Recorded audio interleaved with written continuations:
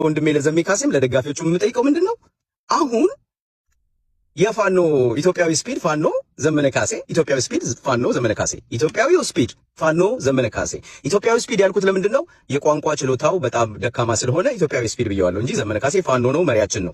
ግን እኔ ጥያቄ ዘመነ መሪ መሆን ይችላል፣ በአማርኛ ንግግር መስጠት ይችላል፣ መግለጫ ማውጣት ይችላል በአማርኛ ችግር የለብኝም መሪ ሆኖ።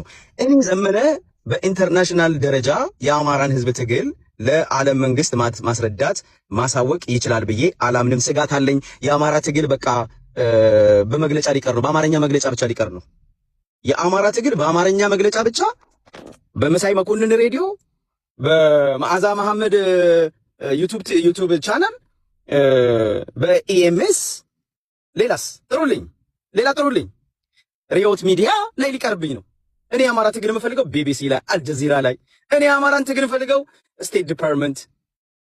እኔ የአማራን ትግል የምፈልገው አውሮፓ ህብረት። ዘሜ እንዴት አውሮፓ ህብረት ሊያስገባን ይችላል?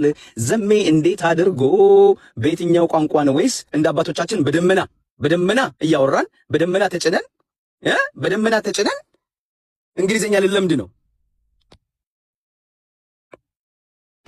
እኔ አሳስቦኛል ወዳጆቼ፣ እኔ በጣም አሳስቦኛል። የምሬን ነው፣ እየቀለድኩ አይደለም። ሳሚ ሌሎቻችሁ ታፕታፕ አድርጉ፣ በደም ሼር አድርጉ፣ ለብዙ ሰዎች አድርሱ። እኛ ሚሊየን ሰው ይዘን ማውራት እንችላለን፣ ታውቃላችሁ። እኛ ተጽዕኖ ፈጣሪ ነን፣ ታውቃላችሁ። አንድ ሰው አይደለም የምንይዘው፣ ሺዎችን ይዘን መናገር የምንችል ሰዎች ነን። የማንም ደንቆሮ የማንም መሀይም እኛን ከመድረክ ሊያባረር አይችልም።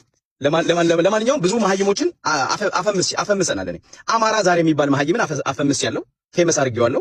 አብርሃም የሚባል ደንቆሮም ፌመስ አድርገነዋል። ሁሉንም ፌመስ ያደረግናቸው እኛ ነን። ሁሉ በእጃችን፣ ሁሉ በደጃችን። እኛ የሸገር ልጆች፣ የሸገር አማሮች፣ ስልጡኖቹ እኛ አማራ ልጆች እንደዚህ ነን። እና እያልኳችሁ ያለሁት ምንድነው? እኔ አሁን ዘመነ ካሴ እንዴት አድርጎ ነው የአማራን ትግል ለኢንተርናሽናል ኮሚኒቲው የአማራን ትግል